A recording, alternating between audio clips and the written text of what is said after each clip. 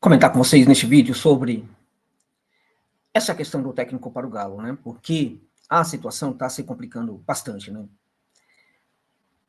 A gente percebeu que os dirigentes, quando mandaram o Milito embora, não tinham um plano, né? Não tinham ninguém em vista. Não tinha a menor noção do que poderia acontecer. E claramente que a decisão de demissão do Milito foi bastante amadora, né? A despeito, inclusive, de alguns falarem que o Milito ele teria pedido demissão. Ainda que tenha sido o mesmo caso, né? Tudo leva a crer que sim. A demissão foi de fato, o pedido de demissão foi de fato algo construído, né? Dentre outras coisas, porque os dirigentes jamais aceitariam, né, a demissão do técnico, sobretudo naquela circunstância, né? Uma reunião pós-jogo, né? Um jogo tenso, e com a equipe ainda tendo compromissos na temporada. O Vitor, que fazia parte daquela reunião lá no vestiário, segundo alguns, hoje tem sido utilizado aí como massa de manobra por parte dos dirigentes, né? É um ídolo do Galo, acho que merece até mais respeito por parte de alguns, né? Porque muita gente está colocando ele no mesmo barco. Acho que falta orientação para ele. Acho que falta malícia, né? Para entender que, de certa forma, é massa de manobra assim, dos dirigentes, tem sido, né? Porque, do contrário, ele não participaria daquela reunião, porque aquilo ali é uma ofensa. No mundo do futebol, aquilo é entendido como uma ofensa, né? Quando você faz uma reunião no final de um jogo, no vestiário, para demissão de um técnico de futebol, isso é uma ofensa muito séria para esse técnico. Eu não acredito, por exemplo, em nenhum momento eu cheguei a acreditar que o Vitor seja desse tipo de gente. E também de profissional. Eu acho, contudo, que ele peca por falta de malícia. Agora, o fato é que o Galo precisa de um técnico, gente. Precisa, eu quero trabalhar com vocês 3 nomes aqui neste vídeo, tá? Eu quero comentar um pouco sobre a questão do Luiz Castro. Vamos falar de 3 nomes aqui neste vídeo, tá? Antes disso, né, só abrir um parênteses, chamar sua atenção para o fato de que este vídeo tem um patrocínio da 1xBet para você, evidentemente, que curte uma aposta esportiva, é maior de idade e sabe que apostar implica riscos, né, de ganhos, de perdas e também de diversão, né, porque você também pode se divertir.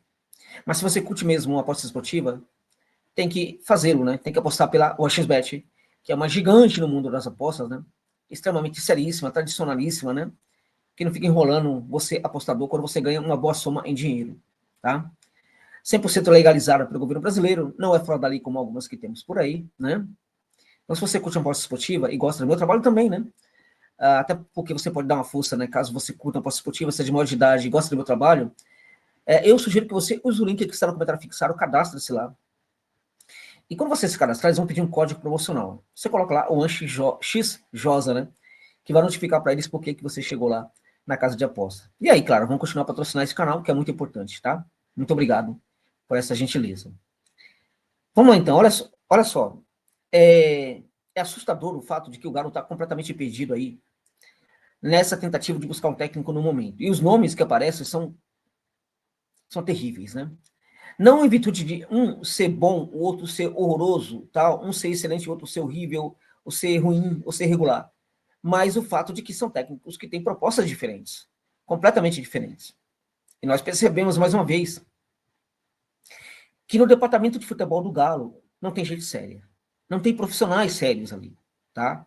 Porque pode ser, por exemplo, que os dirigentes, né, os donos aí da SAF sejam estúpidos, né? Mas eles podem ter perfeitamente gente no futebol que entenda muito o que está acontecendo, né? Ou eles são estúpidos, ou são inocentes, né? Ou são despreparados, né? E aí serve para qualquer um, tá? Porque o fato de, por exemplo, pegar o Vitor aqui. O fato do Vitor ser um ídolo do Galo, tá? E é muito importante, necessariamente não o coloca como um profissional competente em termos de gestão de futebol.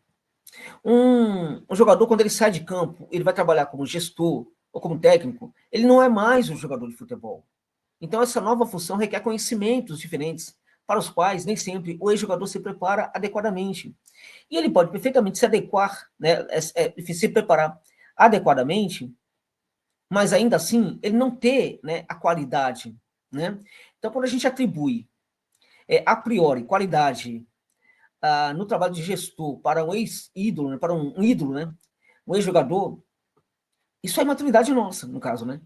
isso é uma grande maturidade da nossa parte, é quando a gente está dominado pela paixão. A gente tem aquele jogador como um ídolo e acha que por ser um ídolo, ele vai ser também um grande dirigente, como ele foi como jogador. Então, assim, evidentemente que não tem nada contra o Vitor, muito longe disso, mas eu acho que se é para ele continuar no departamento de futebol do Galo, é necessário também ter outros profissionais ali, né, que tenham uma capacidade, inclusive técnica, né, de lidar com dados, né, que certamente ele não tem neste momento, tá? Então, agora, sinceramente, gente, aí é o problema, né?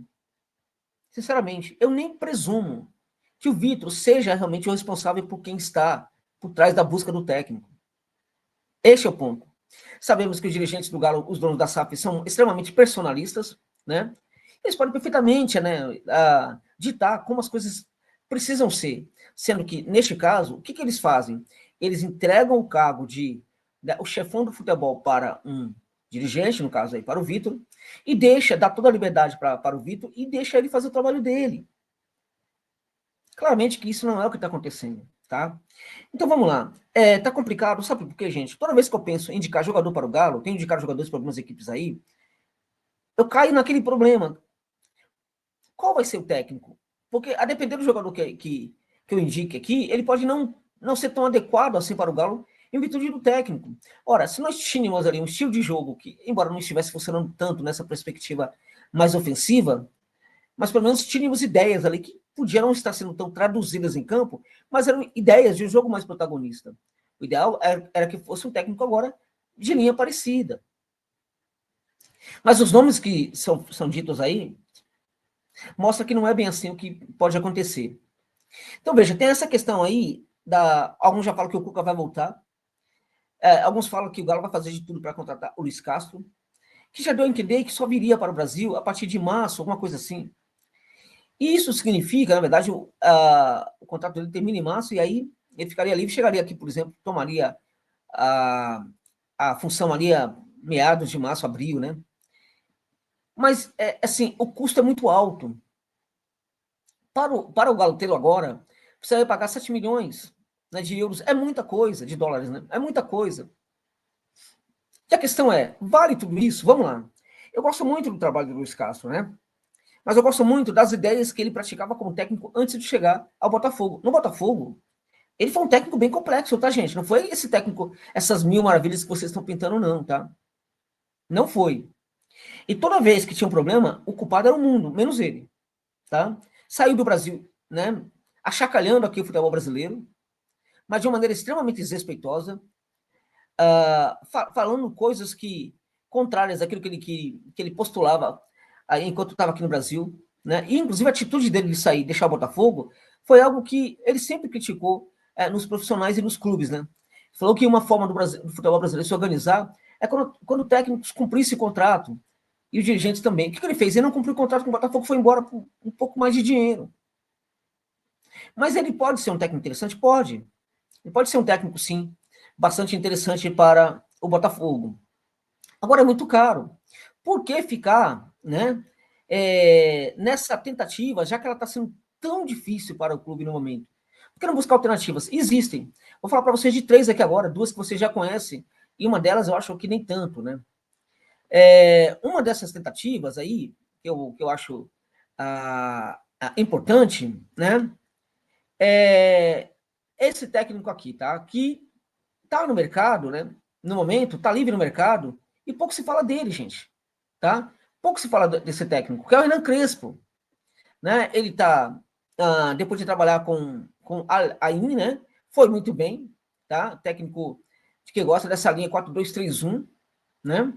É um técnico ainda muito jovem, 49 anos, e que, na minha opinião, é um técnico que pode perfeitamente fazer um trabalho, um Galo, até melhor do que o do Luiz Castro. Foi um técnico extremamente diferenciado no São Paulo, na minha opinião.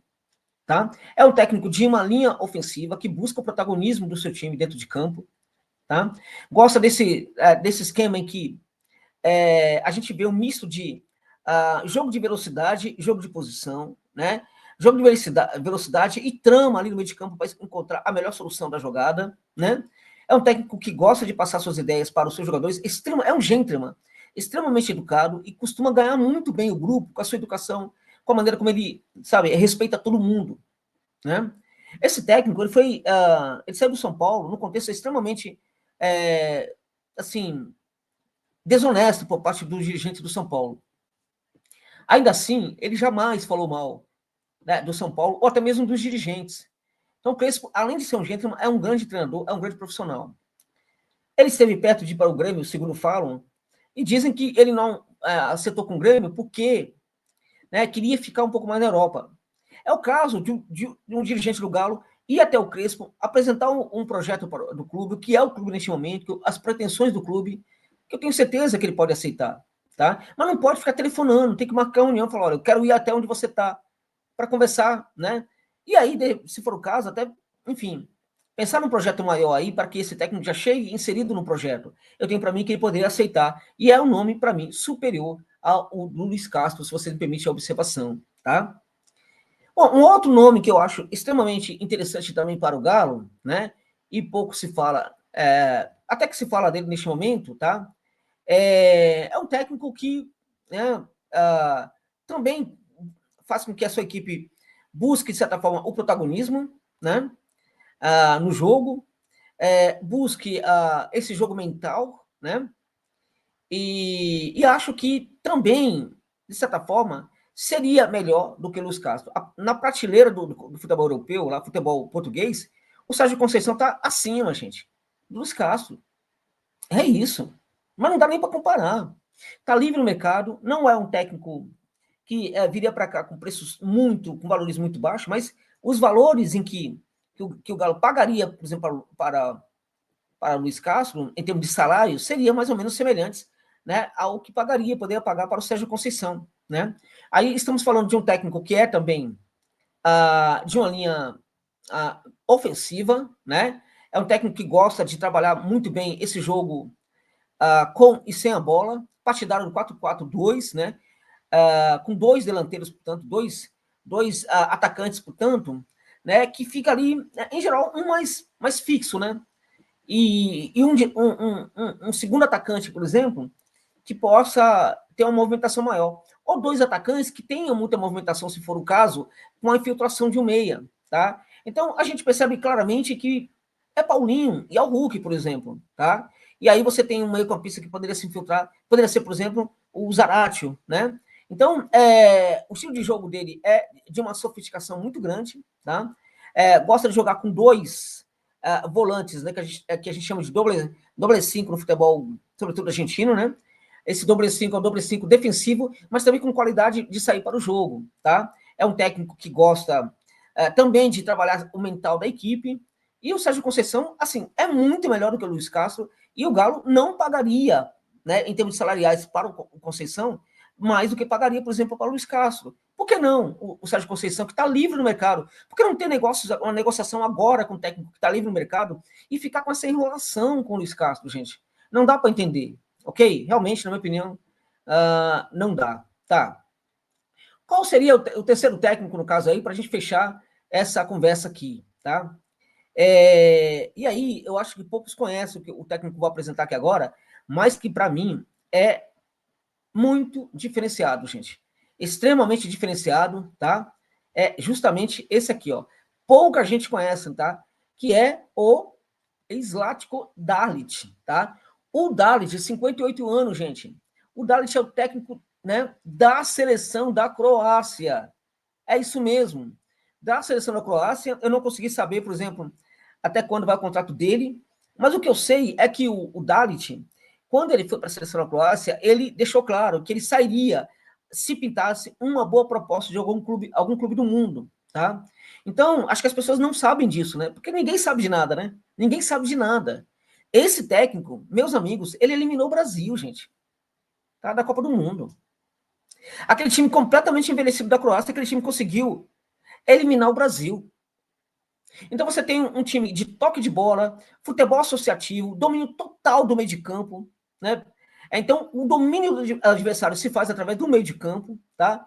Partidário aí do 4-3-3 ofensivo, com muita circulação, o jogador não fica fixo, o jogador não fica parado ali no centro da área, fora da área também não. Todo mundo se movimentando, todo mundo marcando, todo mundo atacando, de certa forma. Né? Então, é um jogo extremamente cativante, né? Bonito de se ver, inclusive, e com, assim, o que o Dalit tem de muito interessante é o fato de que ele consegue, com muita facilidade, tá? Trazer os jogadores para a proposta dele. Deixa eu só dar um dado para vocês. Quando ele eliminou o Brasil, né, aquela seleção da Croácia, né, tinha jogadores que não se gostavam. Não se gostavam. Ainda assim, gente, ainda assim, né, havia um respeito muito grande, porque ele não permitia que questões pessoais fossem levadas, inclusive, para o centro de treinamento. Então, depois, por exemplo, daquela Copa do Mundo, alguns jogadores que não se entendiam, não se gostavam, passaram a ter novamente relações pessoais, voltaram a ser amigos. Por causa do quê? Dentre outras coisas, por causa do trabalho do Dalit na seleção. Então, olha quanta possibilidade. Eu estou falando de 3 aqui, nós podemos falar de muitos outros técnicos, tá? É um vídeo aqui até para chamar a atenção de vocês para outras possibilidades, além do Luiz Castro neste momento e do Cuca, né? Que já está aí sendo falado como técnico que também pode assumir o Galo em 2025, tá? Então, são essas 3 aí possibilidades aí como alternativas para o Luiz Castro, já que neste momento o Luiz Castro parece muito difícil para o Galo, tá? Então, é isso. Espero que vocês tenham gostado do vídeo. Desculpa aí pelo tamanho do vídeo. Né? Se gostaram, se acharem que eu mereço, aí mande um pix para dar uma força aqui para o trabalho, de qualquer valor. Fico muito grato pela generosidade e muita sorte ao Galão da Massa em 2025, meus amigos e minhas amigas. Tá bom, gente?